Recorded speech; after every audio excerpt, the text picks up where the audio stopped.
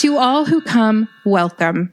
Disney is a time machine that takes us back, connects us together, and shows us that not even wishing upon a star ever gets old. Now come sit with your friends Jonelle, Sean, and Megan as we deep dive into the heart of Disney. So today is apparently supposed to be a bad day, but it's ended up turning pretty well. Wait, what? Yeah. Yeah. Oh, God. Oh, hi, friends of Disney. You should have said Megan something. is feeling herself today. Thank you. Not literally. Well, she's like feeling herself. Right. She is all up in her aura of presentation. Thank you. Oh, I should scoot just a little bit. Give me a second. Hello? Yes, so for school, For work. we're doing Spirit Week. So yesterday was mix match. And so I went all out, right? I had to. And then today is sports day. So I was like wearing like some like black makeup right here, and then like was wearing all the sports jersey. I toned it down just a little bit for the podcast, but like I'm like feeling myself. I've been like doing my makeup for the last 2 weeks. He hasn't noticed, by the way. I did eyeliner today. He did not notice. I literally the other day, Jonelle, you get me. I the other day was like, Sean, did you notice anything different about me? And he goes, no. And I'm like, I took off my makeup. I feel like eyeliner is one of those things that just stand out so much. Yeah. She says if I notice her having eyeliner, has not been home most of the day. I saw her first thing this morning, very tired, and then the little bit since you've been here, Jonelle. Yeah, to be fair, I did go see some of my high school friends.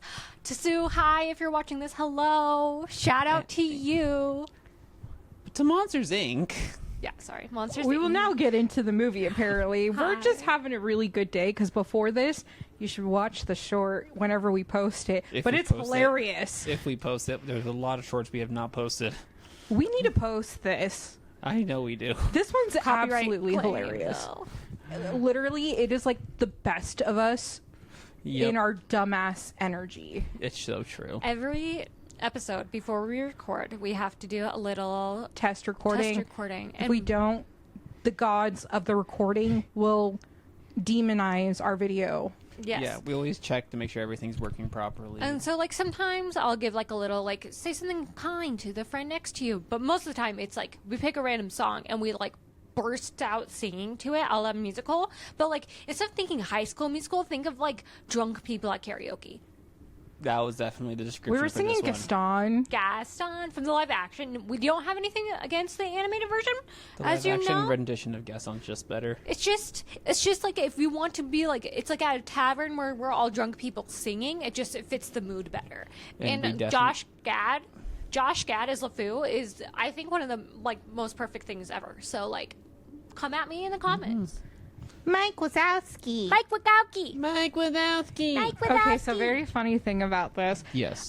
This movie did bring up memories for me. Sophomore year in college, when I moved off campus, Yeah. my nickname for parties of drinking and smoking weed, I was Mike Wazowski. Why? Weird.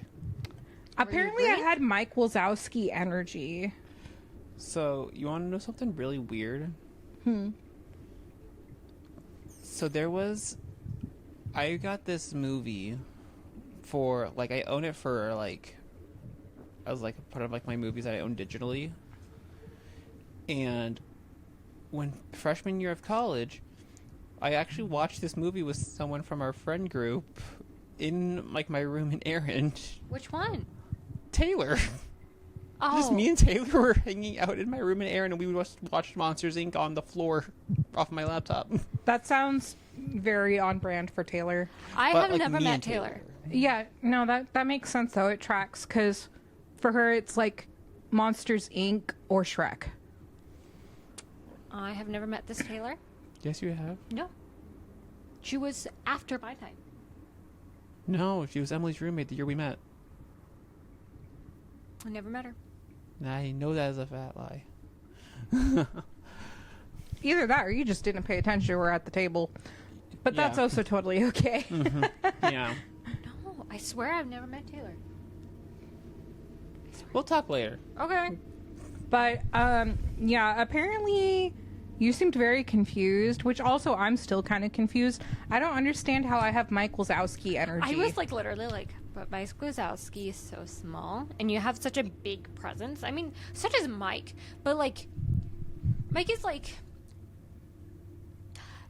Mike is that person who tries too hard to be funny, and then people are like, "Oh, Mike," and you're like genuinely funny, and you're not trying too hard. Does that make sense? Oh, Mike is no, try I hard. definitely... Okay, I'm kind of the opposite of... It takes me a minute to process jokes sometimes.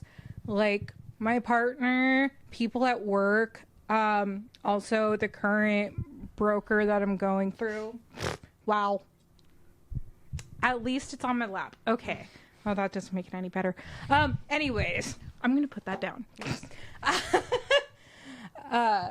Yeah, they'll tell jokes and they're like, it's a joke. Why don't you laugh? And I'm like, oh, now I get it. I've had that same like reaction to like Megan, where like I'll say something, I was like, that was a joke, and she was like, wait, what? Oh. I'm also slow at like jokes. So, okay. Little side tangent. So I grew up in a household that didn't do jokes. Well, my dad had the same 2 jokes, and he couldn't tell them. Like, when there's like a joke, there's like a setup and then a punchline. Well, he always got that setup wrong, so by the time he got to the punchline, it was not worth it. Yeah, I just lost it. Lost it. So I legit grew up without having a sense of humor. Like, I didn't get jokes until like bad puns became like something that I started watching, or like listening for, because I watched this YouTuber called Chugga Conroy who did like Nintendo Let's Plays, and his thing was like bad puns, and I was like, oh, I get it, because it's wordplay on what is happening in this situation. So like, if I am paying attention to like the current situation, I should understand that bad pun that came in. So like, I started getting those jokes, and then like I ended up like learning as like a high schooler and through that, like how jokes were set up and like fall down, like as like like actual like people who are funny. And I don't just mean like comedians, I mean like normal people set up jokes and finish them. But sometimes like you said, it takes a minute for that to be like, oh, that's the funny part. Or okay, you're like, okay. I think as a person who just grew up with trauma, I'm just sitting there and I'm like, okay, how serious do I need to take this? Because that's what goes through my head. Is just like, is this serious or is this a joke? Is this serious or is this a joke? See, Joke. I think that's like with me, like, and I think this is where I also fall in line with Mike Wazowski's humor, is that like he exaggerates a lot and is a little over dramatic. Like the situation with his car, he goes, I got the car to drive it, with the vroom vroom and the honk, like that over dramaticness is what is funny about Mike. And I feel like that's more along my line of humor, and I try to like very accentuate, like I'm very obviously joking. Also, I'm definitely trying to hold off on this conversation until the next video that we're doing. Monsters When U. we do Monsters University next week. Yeah. Small plug. But every time I kept watching this movie, I'm just thinking of Monsters University timeline and the business side of this, because we have Monsters Inc., where the current CEO is very high-strung on the decision-making of Mr. Waternews, that's his name. of Screams. And I'm trying to sit and think, like, as an operations perspective, like, because they had a really good operative system there where, Mike is getting ready for Sully, and then Sully just goes in, he takes the canisters, fills them up, puts them at the thing next to them, and there's like people running around grabbing all the full canisters. So there is a whole operation systems there, a whole logistical thing between all the doors, which ones to shred and everything like that. But we know that laughter creates more power than screams. But at the same time, I'm trying to think of if he wanted to have more power, and if he would have seen, this is where I'm just confused on his motives, because the laughter obviously has an exponential amount of energy growth. Like, knowing that as a business decision, you would find a way to make the canister bigger to hold more of that energy and to store it away differently, rather than, you know, filling up. And that's where I'm thinking he did screams, because it's much easier to contain one canister of like one scream rather than doing a whole bunch of laughing and filling up multiple containers at once. But that's also just so inefficient. So I find it interesting that you brought this, because I noticed this with Megan. We watched it last night. I was crying a lot.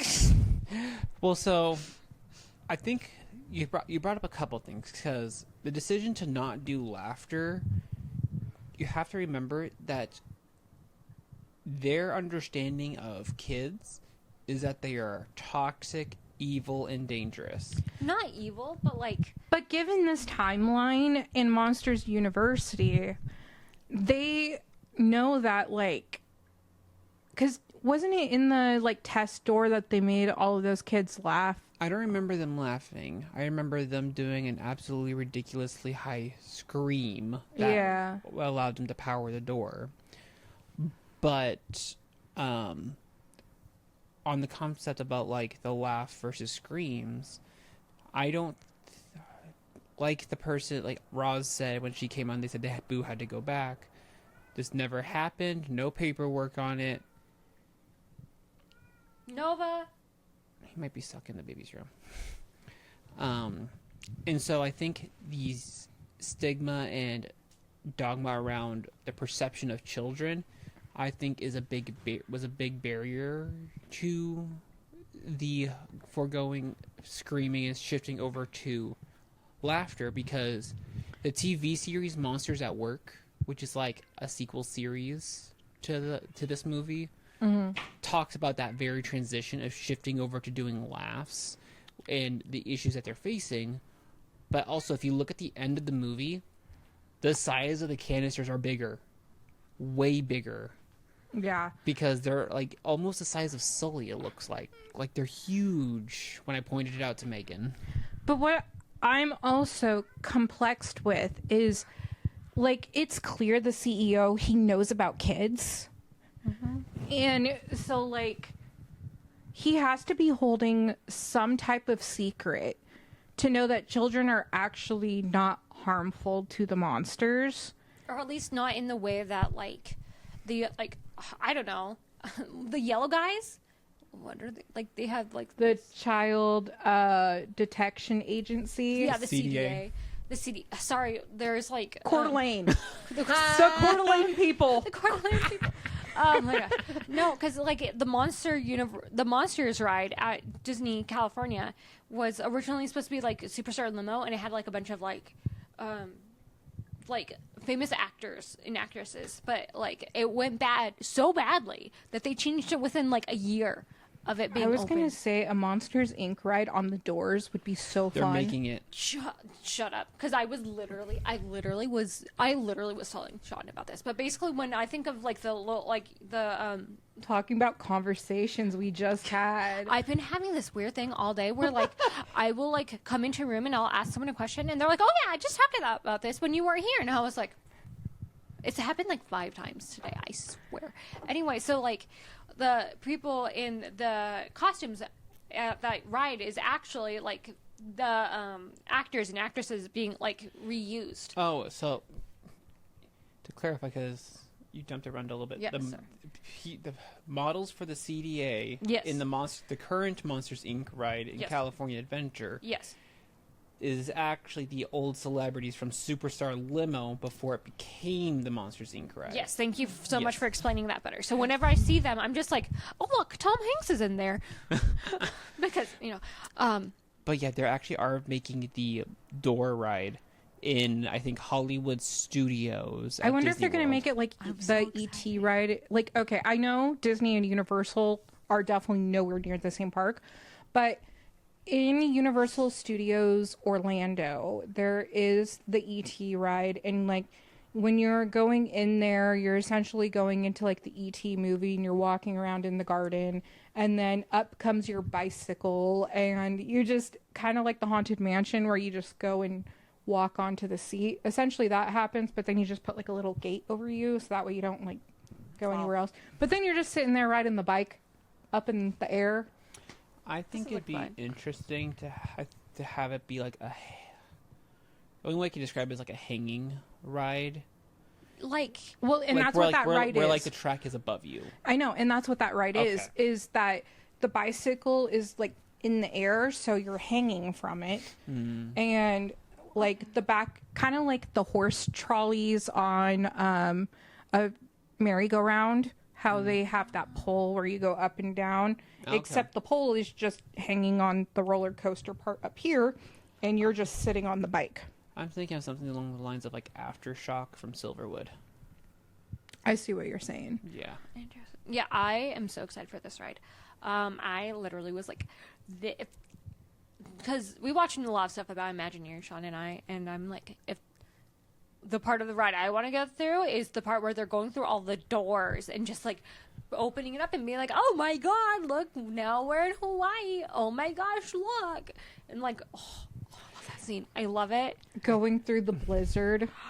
I know that we're like supposed to be on Monsters Inc., but I think it brings something that's a little bit worth talking about how like a lot of Disney's movies have great opportunities for rides within them if they would just take the chance. Yes. Like a lot of people have come out and said that they wish there was a ride for Emperor's of New Groove where they have the ride starting with the pull the lever cronk. Wrong lever, and you go on the like at the roller coaster or whatever it is, and like have that be a ride. Someone literally, I know this was a joke, but I can 100% see this, a room full of just 101 Dalmatian puppies. I would love that and would hate that at the same time. Yeah, right? Because I went to Disney World, not Disneyland, and I believe it's Disneyland that has the Finding Nemo with Crush. Yeah. I talked with Crush. I think so. Yeah, California Adventure. That's California Adventure. I want to go talk to the turtle. I do too. Oh my gosh. Can I tell you guys something kind of petty? Huh? So we went to Disney California 3 different times growing up. So one was when my sister was really little, like she was still being carried on shoulders little. And another time with like my whole family of 3. Oh no, that's 4 times. Another time, but it was like with my cousins and my sister, and both my sister and my brother got like cool like nicknames from Crush, and I was like, I want a cool turtle nickname, but I realized that I wouldn't get a cool turtle nickname because I'm an adult, or like I was like a teenager or like older in the audience, and I was like, I'll never get a cool turtle nickname from Crush. Crush will never ask me any questions. And I just remember I was like walking to school one day just having this conversation with myself, and I was like, and I just started I wasn't crying because I didn't cry back in the day, but I just remember being really sad for the rest of the day, like I'm never getting a turtle nickname. Oh, that makes me sad. For Monsters Inc., do you guys ever wonder what your monster would have looked like? Yes, all the time. I directly know what it would be. Would it be Randall? No. Like, mine would definitely not look like any of the monsters in Monsters, Inc. Oh, interesting. What would, like... Are you going to go deep and say it's... Oh, yeah, I'm going to go deep into this monster. Okay. Oh, no. So, Okay. I'm a child who had nightmares every night when I slept. So, a lot of, like, my dreams had, like, not like the basic, you know, of, like... headless people or vampires or like people running after me with knives and guns, people pushing me off cliffs to my death and things like that. So that happened a lot in my dreams. So being in near death scenarios was like never really enough to like fully scare me anymore in my sleep. So my like every time when I'd wake up, because these would also keep me up at the same time just because I hate sleeping with them and they disturb me so much. But like and I think this is where my partial diagnosis comes in of being schizophrenic. But yeah, that's on there. Welcome, friends. I'm partially crazy. Who isn't, though, in this economy? But I also couldn't sleep with any lights as a kid. So my brain would start turning the black noise around me and Black shape. noise? Yeah. So when you're like staring at something that is called a noise or a disturbance. Okay. But if you focus on something really hard, your brain will start to play tricks on itself. So like if you're staring at a light and then you look away and you see that continuous green light when you look away. Yeah, it's the same thing, but you're just looking in a black room and all of a sudden the black you can kind of see it move in waves and forms, and then it starts to like shape shift itself. Oh, is it like the effect that people have when they're like playing like Bloody Mary in the mirror and they think like the towel behind them is like... I mean, my brain just went and took the black noise and started shape shifting it into a creature that was like crawling up my bed and was like covering my eyes and holding me more down into my bed. Jesus Christ. Yeah, that's not like any of the nightmares I had as a kid. No. That'd be me awake, though. So then I would fall back asleep. So what would your monster be? Like No, that was my The monster. thing that crawled up on... Okay, but like, I'm saying from Monsters Inc. universe, like... Oh, there is no Monsters Inc. universe. I think... Mine okay. was Insidious, okay? Okay, I think I'm going to combine, like, Jonelle's description and, like, Sean's, like, idea. Okay, so I think your monster would be scaly on, like, this, like, scale I see it more as, like, not scaly, but more of, like, a black sheet type of thing. But, like, on the scale of, like... It's like, a shadow. Like, scaly to, like, furry, I think it would be more scaly. I think the like jock guy from the set from Monsters University, the one who's like the more or less antagonist that has like the big horns, I feel like that best fits the description for what would be Jonelle's monster. If we're going off of like monsters looking like Monsters Inc. monsters, yes, he would be more around the lines just because of how intimidating his character is. Absolutely. But he is too thick for me. See, I think it would be more like the Hapsy-Turny dude. Okay. See, I don't think there's an actual like when I look at like knowing like how they approach scaring in a very like scientific way from what I remember of like Monsters University, and then like looking at this movie and like the different monsters they have, I think I wouldn't be scared of Sully as Sully. However, Scully, when he's like trying like Sully, not Scully, different movie. Sully, when he's like like that scene where he like scares the dummy and like terrifies Boo. Like, I was Boo when I was a kid. That crap was terrifying. I refused to watch this movie because of that scene. You actually had to put it on silent. Yeah. I was like, we were watching it late at night, and I was like, or like late for us as adults. I'm like, I don't want one to wake the baby and scare him, but two, I'm like, it triggers something in me. I'm like, I don't want to be triggered tonight. Thank you. I mean, I felt that too. Like watching that scene again. Like I remember like being absolute like crying hard as a kid from being scared of that scene of Sully specifically. I was never scared of Sully, but that scene of Sully, terrified me. I was never. To be fair, maybe just my terrifying dreams. This movie was like a hapsy turn. Yeah, it's like you're like, oh wait, this is like this is easy. It's like people who watch a lot of like horror movies, and then they bring like their friend with them who doesn't watch, and they're just like, oh, look at the gore, or look at the jump scare, and the other person's like, oh my god. Love how you say gore, and I'm sitting here like healthcare. I'm like, but I'm imagining like that, like the horror movie nut versus like the average goer. Yeah. And like Jonelle's like the horror movie nut in this scenario where Jonelle's just like, oh, this is like an easy movie to watch. And then there's me who's just like hiding behind the pillow, like, is it over yet? What's so funny is scary movies do scare me. And the reason why is just because every time I watched a scary movie, it would play in my dreams.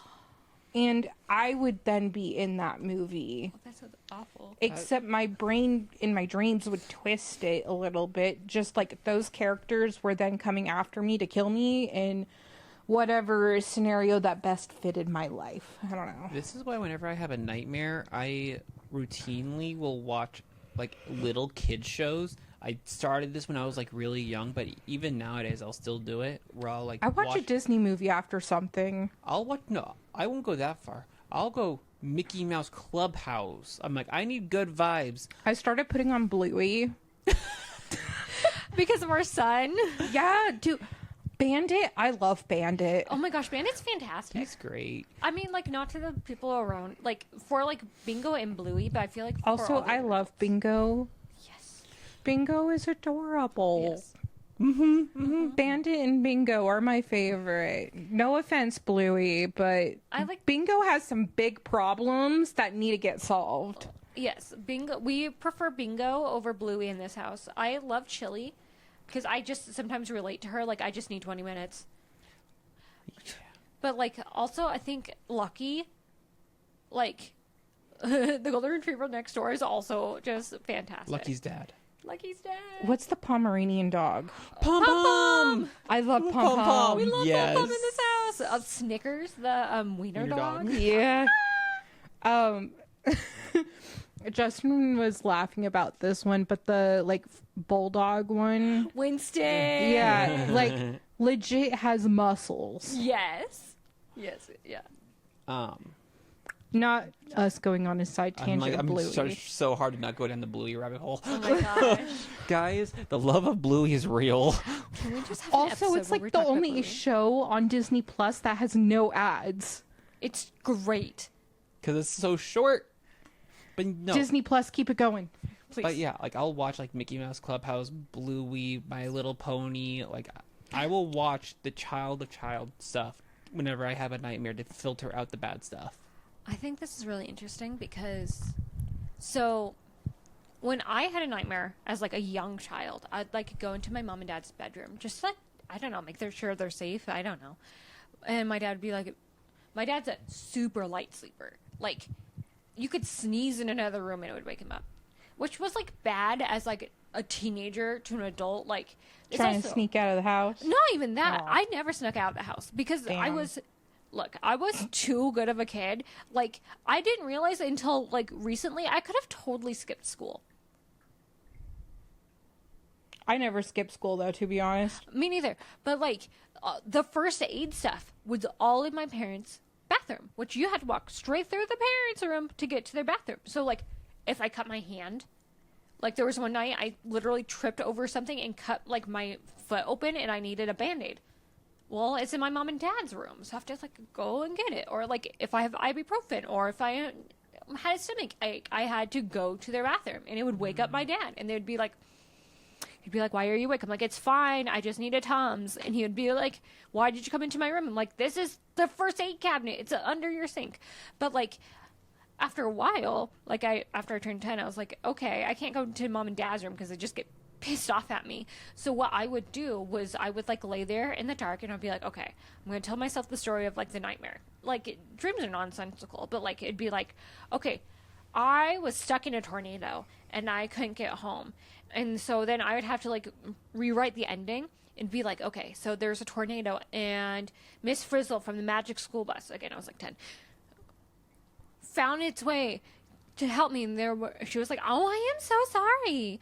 I wanted to show my kids how hurricanes worked and it kind of went a little awry." And so I would like basically have to like say out loud the way I wanted the dream to end and then go back to sleep. Did it work? About 50% of the time. Lucky. I would wake up, close my eyes, be right back where I was. Yeah, I was similar to the same way, so which is why I had to like watch like little kid shows to filter out the bad. Mm-hmm. I guess I also would be stuck in a paralysis. sleep paralysis is terrifying. Oh, that is terrifying. Did I ever tell you guys about the time I thought there was a T-Rex in my bedroom? No. Okay. So, like, I watched Night in the Museum a lot as a kid. But, like, there was this one time we went to the museum. And I woke up. And, like, Jonah was talking about, like, the things in the dark that, like, your brain shifts.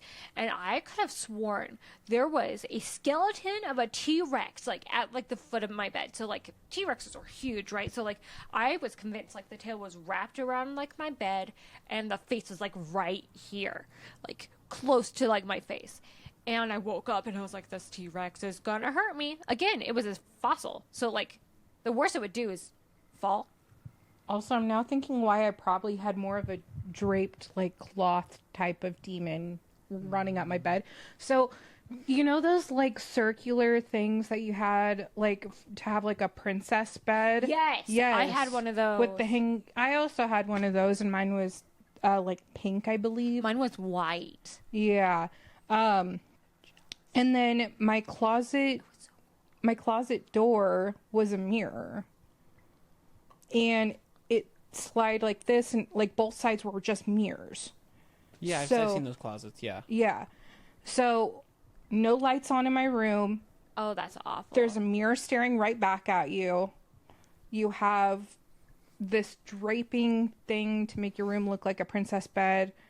And then so I had a lot of things like that. And then I had like dark purple silk type sheets because it was Hannah Montana themed.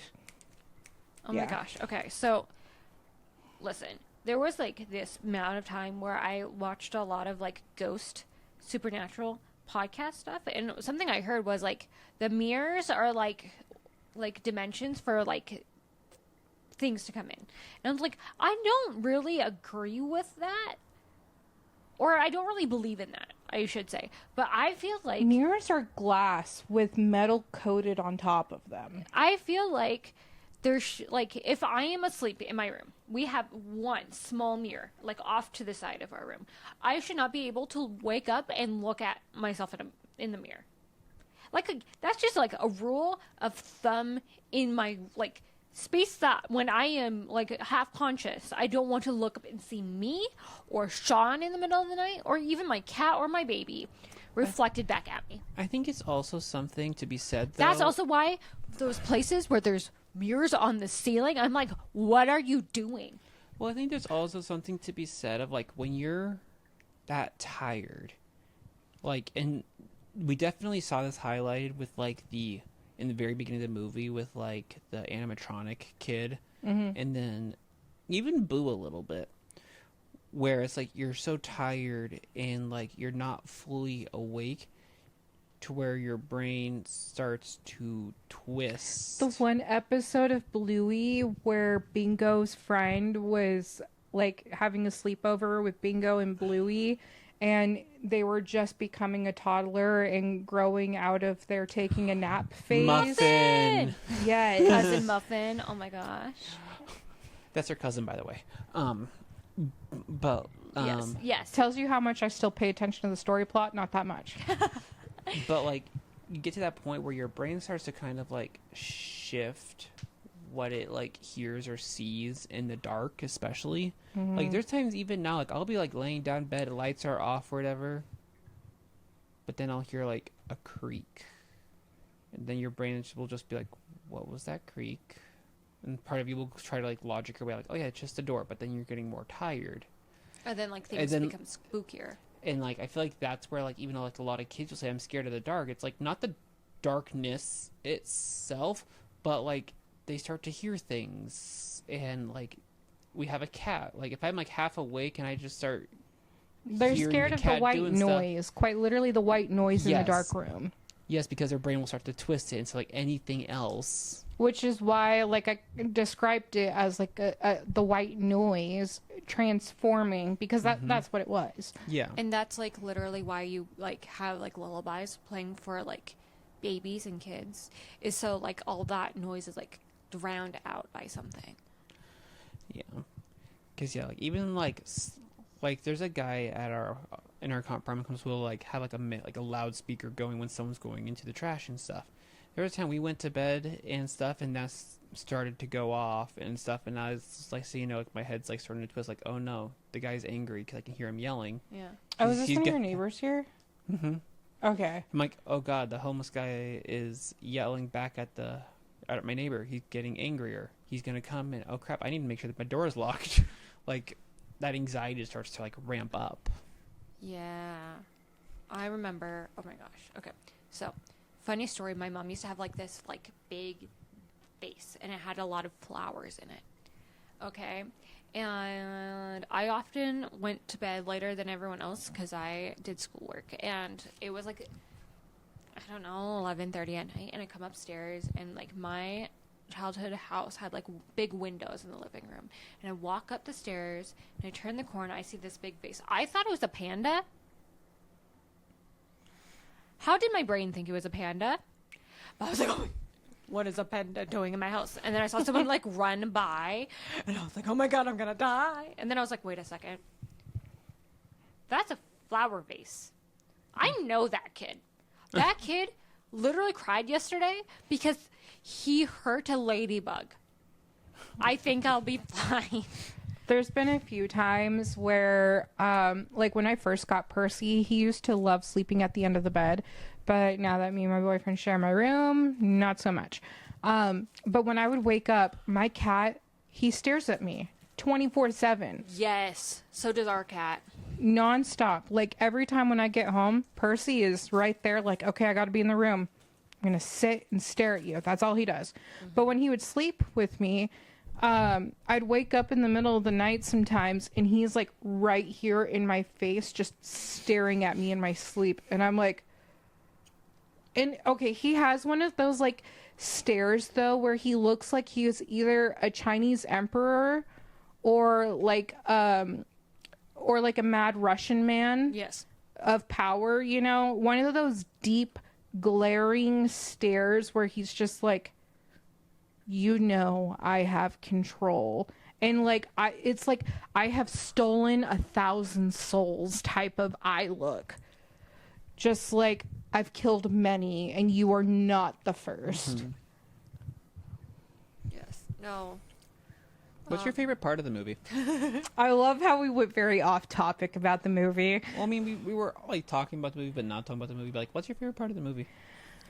You know, that's a good question. I honestly, I really like the doors. The door scenes are... Yeah. I don't know. Like, okay. So, like, Sean and I have a baby. If we haven't talked about Casper Jr. enough, we have a baby. And so after watching the movie with the baby, I think all the Boo scenes are, like, near and dear to my heart now. Because I'm like, oh, I get it. Like, I get why Sully is, like, so obsessed with Boo. And, like, the scene where he has to say goodbye to her, and she gives him that hug. I felt that, too. Like, that scene always made me cry as a kid. But, like... all I could think about it now was Casper Jr. and like times where it's like when I have work on the weekends and like I'll put him down for bed Thursday nights and then I go to work and I won't see him until Monday. Yeah, so the most realist feeling I get, like having to leave a kid and feel sad, that I'm still like pretty okay with that, but like the one where Sully thought Boo had died. That scene is so funny. I laughed at it, but I used to be so terrified of that scene. And like in therapy, I spend a lot of time like trying to figure out why these emotions are so intense for me. And that emotion is like one of those intense times for me. And I think back on it, and it's happened like every time I've had a pet or I've had to look after my sister, and then I was just worried about them leaving me. And that was it. I was afraid of them leaving me. I just realized something. The trash compactor scene. Yeah. Mm-hmm. It made cubes of trash. Wally!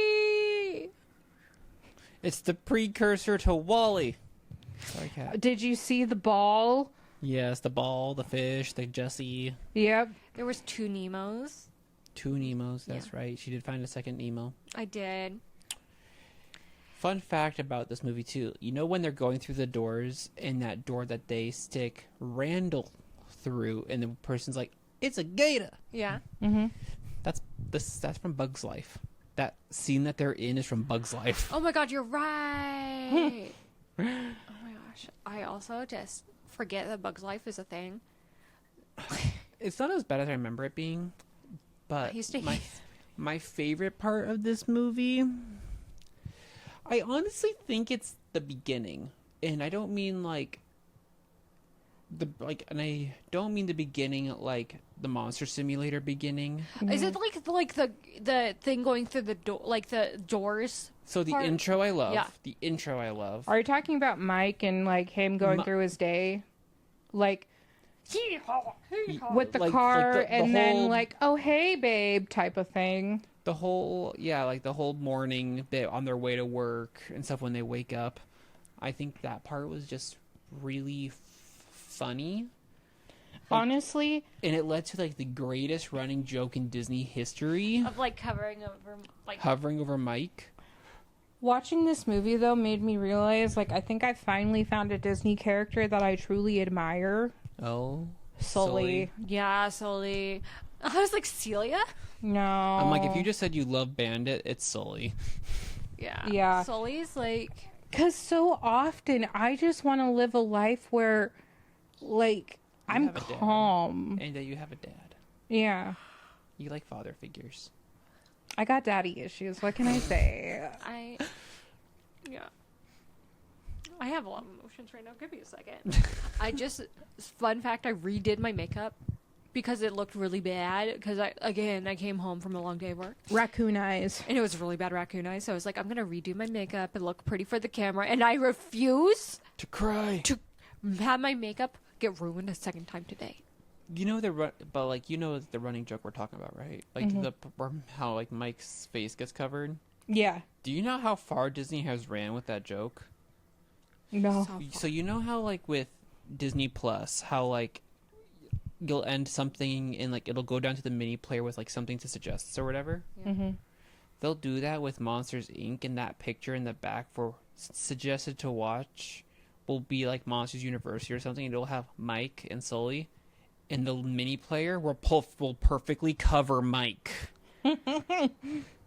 In the exact same way that it did in the commercial and on the magazine at the end. It's And I'm kind like, of perfect.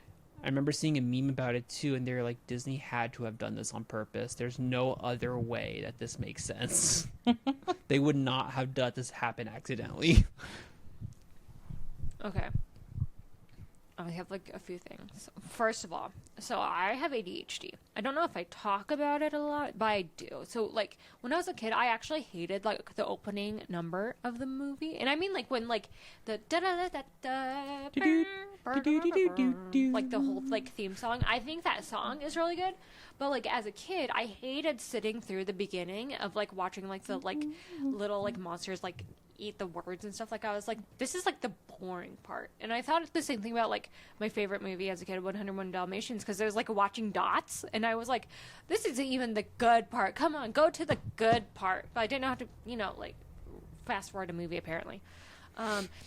Second, I think it's really interesting, like the beginning of the movie, because like you basically are introduced to the world of Monsters Inc., right? And like you learn that like the monsters basically scare kids to get energy to to like run like their city, right? And then we are introduced to the like ultimate scare record keeper, pretty much. Like he's almost there. And we're introduced to Sully and we're introduced to Mike. And we see that like Mike and Sully, one are roommates, and two, like Sully is like They're big. a good dynamo. I was gonna say like he works really hard. Like we like see his like workout routine, and then we see how he interacts with other monsters, and we see that everyone, he says good morning to the kids. He says like he gets like free food from like some shopkeeper. Like he's like well renowned, and so is Mike. And like literally Mike's like, let's go to work in my car, and Sully's like, no, we're literally in an energy shortage. We can take a walk to work. and like how like they might be like the biggest like scare record holders or like almost there, but like they're some of the nicest people. I want to say he's just like a really down to earth guy. Like he'll walk by people, say hi, converse with them, like very grounded and just. Which is where I'm trying not to go into the second movie until we start actually talking about it in our next episode. Because that's a major glow up. Yeah. I love Sully. I think the way that it's best like showed is like there's those two loser characters who are like hanging up the pictures, and they're like, "Oh no, sorry." And Shut up! But Make even him lose like, his focus. and like Mike is just like, "Oh, like we have to talk to these guys again." And Sully's just like, "Hey, let's just chat." And it kind of reminds me of like.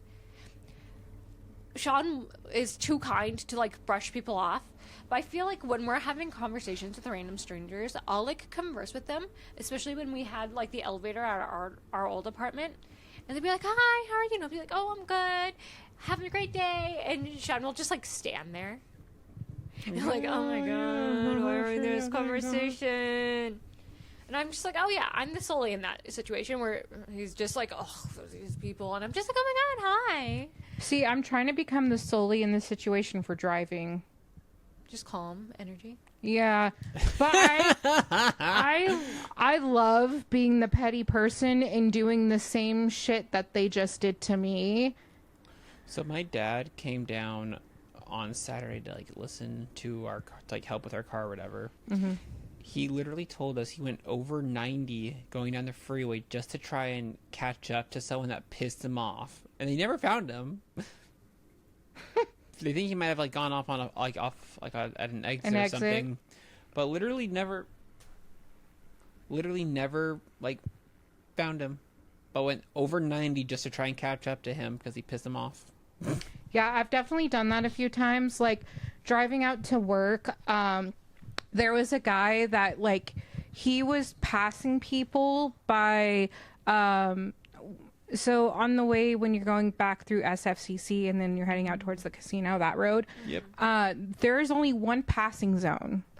And he was going in through the turn lanes to pass people and like really reckless driving. So once it was down the straightaway by the casino, I caught up to him, and while he was behind me originally, he kept his brights on me so he could pass me. So then I had caught up to him and I kept my brights on him and then got in front of him and just like essentially had him basically tailgate me until he stopped in the middle of the road in front of me and then tried to encounter me. I waited until he got out of the car and then went and just like completely passed him. Y'all are crazy when you're driving. Well, don't forget about the person that like approached me in the Costco parking lot. I mean, When I'm by myself, yeah, I'm crazy. Yeah, well, I know this. I mean, I think I'm probably the calmest driver I know. I guess Sean can like talk about it, but like I don't really get road rage. And like people are being stupid, but I'm also not like gonna get mad at people because I don't know what's going on. Like they might be reckless driving because they're trying to get their pregnant wife to the hospital. I don't know.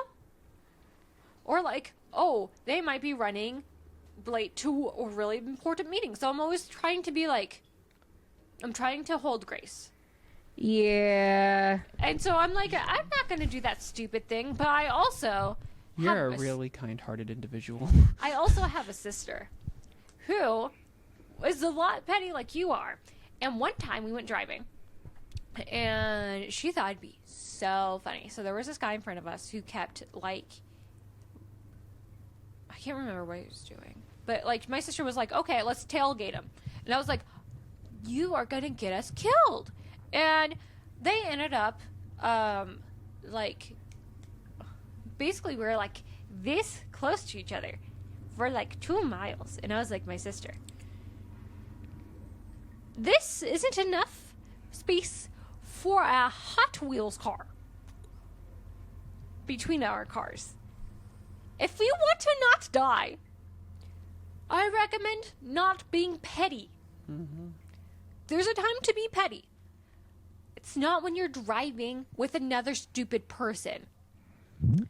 Look, okay, my favorite one to do now, though, and this is like Thumbs the down. better version of being petty, someone who's trying to speed around and get through traffic, I will purposely catch up to the person who is like going the actual speed limit, and I'll just stay right with them. So that way they can't get into any other lane. Oh, I like you. I like you so much. So many people hate when I go the speed limit. And what's so funny is like my car, you can set it to the speed limit and then it has like the automatic cruise control. It will even go on to a full on stop. And then when the light turns green, will go by itself. Sorry, I hate that part. That scares me.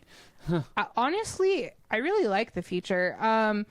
Except I don't trust it ongoing. So that when I initiate myself. But every time I set it on that cruise control, it will, like, somehow I manage to always get next to another vehicle that's going the same speed as me. And there's someone who will come up and is like, I'm ready to zoom, zoom. And it's just like, well, I set the cruise control on and I'm chilling. I'm chilling like a villain. I literally was just thinking of that. You want to be cool? Got to show you how. I hate that song. I think I like that song because like it introduced like the phrase "chillin' like a villain," and I know people who will say that All the time. And I'll be chilling. Oh, who aren't Disney chilling fans, like a and I'll villain. be like, it's like a little secret that I'm like, oh, you hate this series, but you're quoting it. Okay, I also will say prissy pink princesses a lot. For Valley Girl-esque type girls. Mm-hmm. I was trying to remember where I heard Percy Pink Princess, and I'm like, oh wait, Descendants. What do you guys make of the friendship dynamics between Mike and Sully throughout this movie? Oh my gosh, I just think I don't think we can fully talk about that until the next episode. honestly, as a kid, I thought they were brothers. Don't ask. I was an adopted kid, so I was like, yeah, that makes sense. And Well- like with how they're like, oh, it's your mom. But like, But like as an adult, I'm like, they're gay for each other. They just don't know it yet. I never thought of that. I'm just like, wow, they really care for each other and support each other. see, I can't see them as gay because I explained to Megan, I'm like, two guys can't be like best friends if they're not a little gay with Okay, each but other. like literally, like Mike gets a phone call and is talking to someone on the phone, and he turns to Sully. He's like, "It's your mom," and I'm like, "I'm sorry, I love my girl best friends. We are besties for the resties." Sean has a guy best friend. Yeah, Do you call Chris's mom? not Chris's, but I have Nathan's mom's number. Does she call you? No, I haven't actually talked to her in years, but that doesn't stop me. If I wanted to, I could, and we'd probably talk. I feel like this would happen more in a scenario for me with you, like if my grandmother or like one of your parents were to call, Yeah, and then I'd be like, Sean, it's your dad. yeah, because like we see the same it's. Have you seen How I Met Your Mother? Pieces. It's a Ted and Marshall relationship, 100%. It's I can see 100% a Ted and Marshall relationship, and that's normal. I don't know. See, I see what you're saying about like waiting for the next episode to talk about their friendship, but I think it's still important to talk about because like, We see the fully developed friendship. I'm more thinking of the falling out when they get banished, and Mike's reaction versus Sully's. given like what we see of their friendship within the movie. Like outside, if we leave university where it's at, university is very different with their friendship versus how it is here because they're adults, full adults. I think. Do you mind? No, go ahead. I think that when we introduce Casper Jr. to this movie, I think I will want to sit. What? Already did. I mean, when he's older and he can Okay. like actually understand like things. Like Casper Jr. is at this stage where he's like, oh, I understand that like that character is a character. Unless it's Bluey, then it's Bluey. Then like it's like the best thing in the world. But like when Casper Jr. starts having like actual relationships with like peers that like are more than you exist, I exist in the same plane, and like they start doing like actual like playing together and they have like fights and stuff. I want to like introduce like Mike and Sully's relationship in this movie and be like, this is how two grown people like have a bickering, have a fallout, and then come back together, because like it's really beautiful. I'm like, this is where like people like, I'm not expecting you as an 8-year-old to be able to do this.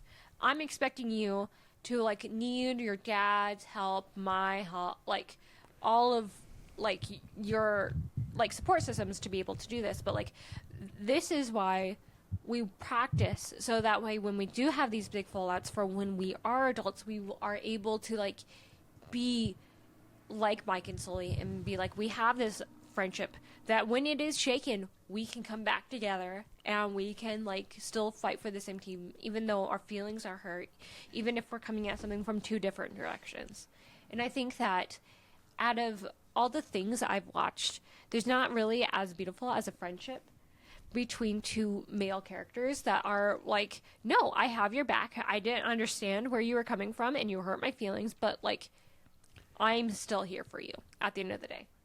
See, I think their friendship brings light to something I feel like we've all kind of experienced as young adults, where it's like you have a very close friend in your life, and like when you're going through high school and entering into like college level, you have certain expectations that you and your friend like plan out for your lives. We're going to do this forever. But then We're gonna be best friends forever. But then stuff changes, the dynamic changes, goals change, and you're like, I thought we were in this together. I thought we were in this for the long haul, and you end up with that hurt of like, it feels like they're moving on without you and ditching you in the dust, and suddenly your goals feel like they don't matter. And that just comes with evolving as people. And I think that's something that like, especially like at least in the last 5 years, something that we've all had to deal with with our high school friend group, friends, or even each other, really. Yeah, we've definitely all gone through that stage. But with that, Are you cutting us off until next week? yeah, Yeah, I'm also tired. Same. Same. I'm like trying not to fall asleep. I'm like, Well, check back next week, friends, for Monsters University. and we'll try not to have as many tangents. Oh, we're going to have lots of tangents. This is college life. Oh, this is where we met. And we'll talk more about friendships. Bye, friends. Bye, friends. Bye.